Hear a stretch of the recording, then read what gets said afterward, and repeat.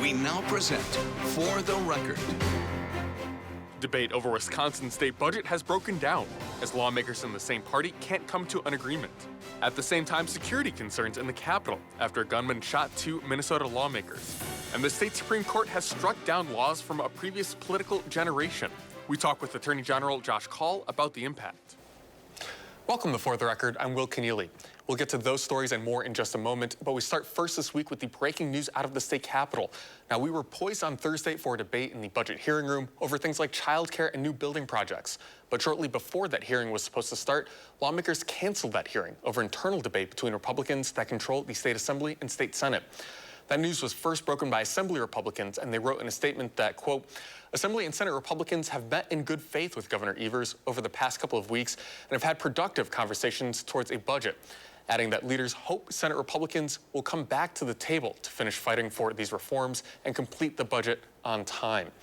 On the Senate side, Senate Majority Leader Devin LeMahieu confirmed that lawmakers were meeting again with the governor, but that these discussions were heading in a direction that taxpayers cannot afford.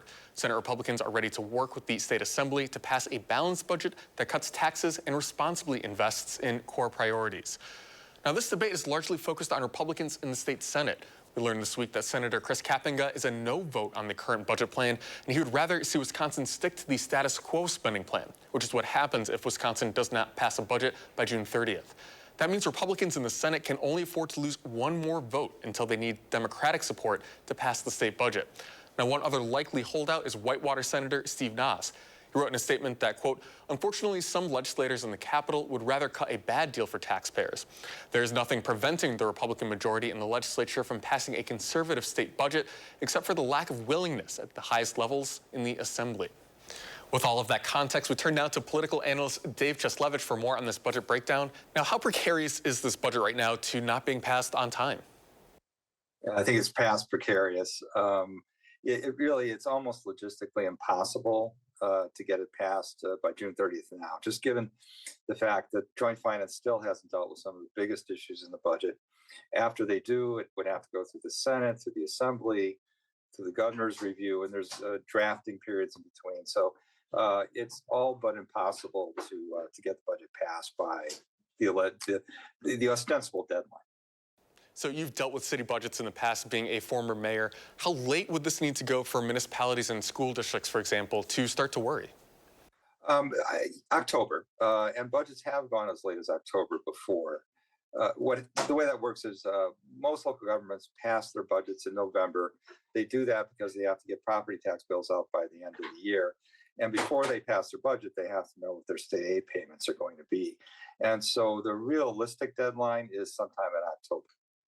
I feel like we've seen this happen before, back when it was Fitz and Voss working during the Walker era. Is there historical parallels that could be drawn to this? Yeah, the interesting thing about the Walker budget was that the Republicans controlled both houses and the governor's office, and yet they had a disagreement within their own party. That was about transportation funding. But now they've got a similar disagreement, even though we do have Democratic governor. They have a disagreement between the houses. They're apparently 2 votes short in the Senate. So if they get no Democratic votes, and right now they wouldn't get any, they have 2 Republican senators who have indicated they're not going to vote for this budget, at least as it's currently looking. So they're at an impasse right now within their own party. Now, if you had to put money on this, would you see a scenario in which Republicans might cross over to get Democratic support? And what would a budget like that look like? Well, of course, the Democrats would love that. I think it's highly unlikely. That would be the best case scenario for Tony Evers and the Democrats, obviously, because in order to get Democratic votes, they're going to have to increase spending for K through 12 education beyond what they already have. They'd have to increase funding for the UW, and actually they're talking about an $87 million cut for the UW. So they'd have to actually increase the university's budget. There'd have to be more money for childcare and probably a few other things. And so it would be a very different budget.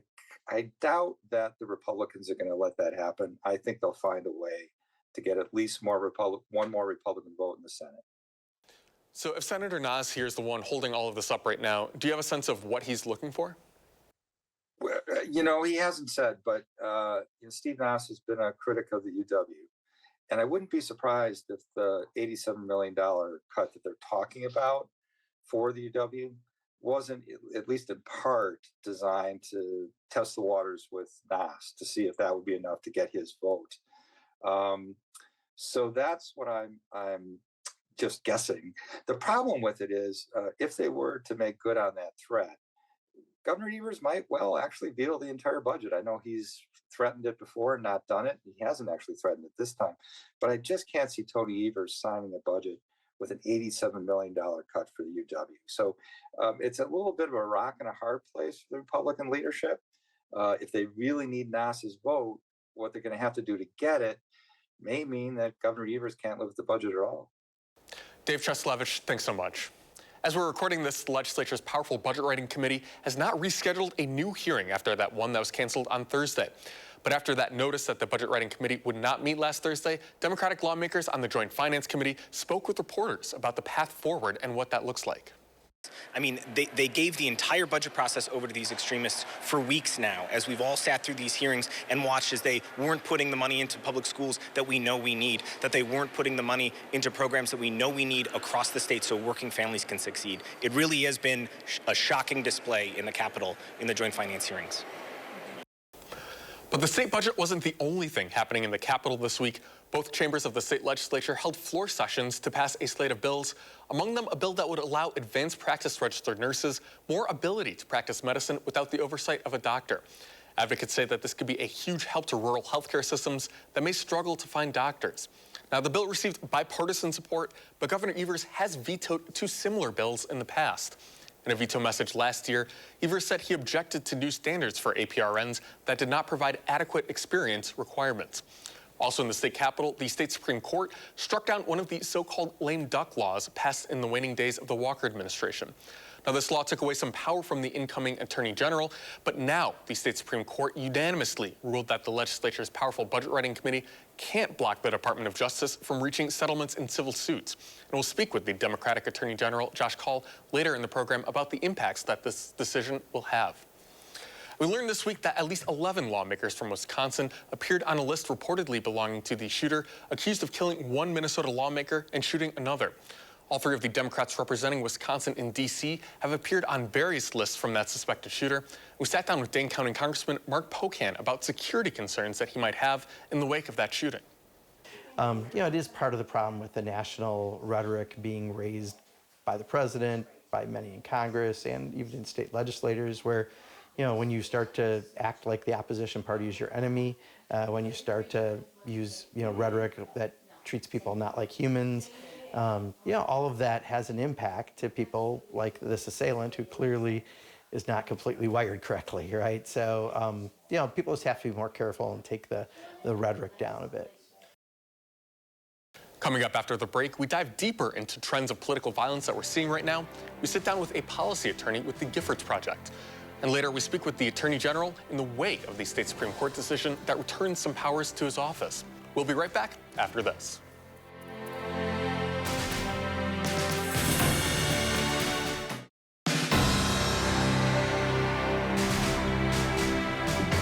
I think this has rattled all of us, and I don't just mean Democrats, even though obviously Democrats were targeted in this attack.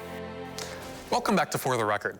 That was Madison State Senator Kelda Roys reacting to last weekend's news that two Minnesota lawmakers and their spouses were shot, one of them killed. Now, we would later learn that at least 11 of Roy's colleagues in the state capitol were also on the list of that accused shooter. Now, this politically targeted shooting taking place while Democrats met in the Wisconsin Dells for their annual state party convention. Yeah, well, at the Democratic Party convention over the weekend, we had both local law enforcement there as well as additional private security, and it felt very safe and secure. And I have, had some dealings over the last several days with a number of local law enforcement agencies, and I really appreciate their consideration and professionalism and willingness to do what they would do for anyone, which is basically say, what can we do? Here's a safety plan, and let's help keep you and your family safe. Now, this comes after last year when we saw then candidate Trump narrowly avoid an assassination attempt But this is not a new problem. 14 years ago, a would-be assassin shot and injured Arizona Congresswoman Gabby Giffords. Now, in the wake of that shooting, Giffords created an organization to track and combat gun violence in the country. For more on that, we're joined by Jesse Ojeda, a policy attorney with the Giffords Law Center. And thanks so much for joining us. I'm glad to be here. Thank you for having me. So when we look at the last decade, what trends have we seen in political violence like this? Well, unfortunately, the primary trend is that we have seen an uptick in political violence across the country, and a normalization of it, which is really scary in recent years. I think your average person hears the word political violence and thinks this is a bad, horrible thing. Unfortunately, that is increasingly not true. We're seeing a growing segment of this society feeling comfortable in taking up firearms and taking up weapons of any type, and what they believe is a defense of their morals, their beliefs, their society, but which is having really horrendous outcomes for all of us here across the country, as we saw most recently with this assassination attempt against Hortman and Senator Hoffman. So we see this target to Minnesota state lawmakers. In Wisconsin, at least the people that we know include federal lawmakers. Who do we see generally targeted by some of this violence? It's very broad-reaching, unfortunately. We have seen federal workers, state workers, local workers. We have seen unelected election officials targeted. It is truly across the board that we are seeing this kind of targeted violence, unfortunately. Now, we're also taking a look at this country, which it seems to be, increasingly more and more politically divided and kind of more to the extremes, a little bit more polarized. Does that impact what we see by way of political violence? I think it absolutely does. And I want to be clear that political violence isn't exclusively an issue of the right or of the left. It happens across the board. Unfortunately, we do tend to see more of extreme right-wing willingness to take up arms and have direct violence. We don't have specific statistics on this, but if you do a simple search, more often than not, you are seeing extreme far-right groups and individuals be the ones willing to take up firearms. Now, in terms of your organization, too, are you taking any efforts to mitigate that, and what do those efforts look like? Absolutely. There are a number of different approaches that you can take to this work. There's no one solution fixes all problems type of approach. We've talked a lot about election workers. One of the areas that we try to focus a lot of our efforts on is protecting our election workers and our voting spaces. An easy way to do this is simply by prohibiting firearms in or around our polling locations. This is an effort that an increasing number of states have taken up in recent years, and is very critical to include both concealed carry and open carry of firearms in these spaces, because even knowing, as an election worker myself, even knowing that someone has the potential to be carrying, even if I don't see it openly, that does have an intimidating impact on our workers. And we've seen a mass exodus of workers leave their roles as election officials because of these types of concerns. In Wisconsin, we've seen over 40% of this kind of turnover with our election officials, many of whom have cited specific concerns of violence and harassment as a motivating factor there. Is there a way to tackle this at kind of that rhetorical level at all? Rhetoric is incredibly important. I think that we have seen that in recent years with the current executive administration being incredibly effective, for better and for worse, with their rhetoric. The best form of combating that right now is simply to speak out. One of the most effective ways that we have seen through research in bringing back someone who is on the border already partially entrenched in extremism is to have a family member, friend, or neighbor engage in conversation with them. A lot of what cuts to the heart of why someone delves into these kind of extremist groups and ideologies is a lack of community and a lack of support. So building that out. And a lot of that comes from our narrative and from writing and publishing. In terms of legislating and policy, it's very tricky. We obviously have very strong First First Amendment rights here in this country. I do think that social media in particular needs to be put under a much closer microscope than it has been, and actual action needs to be taken. I think everyone recognizes the very damaging impacts of social media on mobilizing extremists. The Wisconsin shooter from last year at the Madison school shooting planned most of his attack using online platforms. There needs to be closer regulation of these spaces and ability to act when we see these warning signs. Jessie Ojeda, thanks so much for joining us. Really appreciate it. Thank you so much. When we come back, the Wisconsin Supreme Court strikes down one of the lame duck laws that curb the power of the state's attorney general. We sit down with Attorney General Josh Kaul right after this.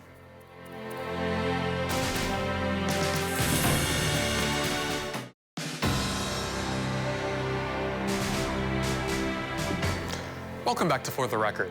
This week, the state Supreme Court handed down a unanimous ruling throwing out one of the lame duck laws that was passed in the waning days of the Walker administration. Now, this law required Wisconsin's Attorney General to get legislative sign-off on certain lawsuit settlements, a power and discretion that was returned to the AG's office this week. We caught up with the Democratic Attorney General earlier this week for his reaction to the ruling. Thanks so much for sitting down with us. Appreciate it. Thanks for having me. So initially, what's your reaction to this Supreme Court decision? Well, it was really encouraging. Obviously, anytime you win unanimously, that's an outstanding result. And this is an issue that we have been working on since it came up even before I took office with the lame duck legislation. So seeing the court strike down these applications of part of the lame duck legislation, and not only that, but doing it unanimously, is a strong sign that we've been right about this issue. And it means that now cases will be able to be resolved more efficiently in certain categories, like where we have a civil action enforcing our environmental laws or our consumer protection laws. So that's a win for Wisconsinites. Can you describe a little bit? It fascinates me. This is a little bit like the Schoolhouse Rock version, where you have the judicial, legislative, and executive branches. You're in the executive branch, but you're elected separately than the governor, right? You kind of run the DOJ with a little bit of independence. Can you describe that a little bit? Well, you described it exactly right. I mean, we have an executive branch, but we have folks who are elected independently of the governor, me, as well as the superintendent of schools. And we execute the laws just as the governor's cabinet secretaries do in other circumstances. And this is a case where the dispute was about whether the authority at issue, the authority to resolve litigation, is an executive branch power, a core executive branch power. We argued that it was, and the court agreed. And that means that the separation of powers in this case holds that the legislature shouldn't be involved in the settlement process. And that's what the court concluded, again, unanimously. And as a result, in this categories of settlements that are at issue in this case, we'll no longer have a legislative committee involved in that process. Yeah, when you were talking about the idea of efficiency earlier, in what ways were you encumbered? How did that slow down the process of these settlements that would impact Wisconsinites? Well, most directly, this required Joint Finance Committee sign-off before settlements could happen. So there was this additional step in getting cases resolved. But more broadly than that, put yourself in the position of somebody who's working, with the Department of Justice to try to resolve a case, somebody we might be adverse to in a case. Normally when we negotiate with somebody, we do so being able to offer a resolution that would be the final resolution. We could commit to that. With this review, though, if somebody entered into a tentative agreement with us, it would then need to go before the Joint Finance Committee before that agreement could be approved. And so for someone to enter into a settlement with us, there was this uncertainty baked in. The other thing is some of these cases are addressing active harm or the danger of active harm. So, for example, if there's an environmental violation and we want somebody to put in place measures that will help prevent the environmental harm in the future, delaying that resolution is counterproductive. And so this allows the cases to be resolved more quickly and more efficiently. And I think is going to help us as we work on these cases, make sure we get them resolved as promptly as possible. Now, the Wisconsin Department of Justice has been at the center of a lot of these multi-state lawsuits challenging the Trump administration. Will this decision have an impact on any of those lawsuits? This doesn't directly impact those suits. It could be that based on some of the principles here, that there will be future courts finding that we also don't need to get approval for some of those multi-state suits if we seek to get resolutions in those cases. But in terms of what the case directly impacts, it doesn't apply to those types of cases, at least based on the specific topic at issue in the case. I want to turn to quickly everybody's favorite topic in the state capitol right now, the state budget. The Joint Finance Committee approved new funding for positions, assistant DA positions across many Wisconsin counties. What's your reaction to that? Well, I think it's a step in the right direction. The criminal justice system in general has been underfunded for years in Wisconsin. There have been some meaningful investments in recent budgets. This would be another investment. It's not as much as the governor had hoped for or had been requested, but it's still an investment, and I think that that's a positive step. So I hope that this ends up being part of what ends up moving forward as the budget process moves ultimately to the full legislature and to the governor's desk for his signature. Wonderful. Attorney General Josh Kaul, thanks so much. Thanks for having me. When we come back, Wisconsinites celebrate Juneteenth. We'll be right back after this.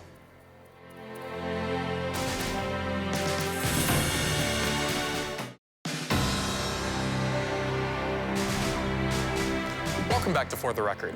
This past Thursday marked Juneteenth and celebrations across Wisconsin for the holiday that commemorates the end of slavery. That included events in Milwaukee, Madison, and a rainy flag-raising ceremony at the state capitol. And a reminder that you can watch full episodes of the show, as well as expanded interviews, on our website at channel3000.com under the For the Record tab. That does it for us this week. I'm Will Keneally. Have a great rest of your weekend.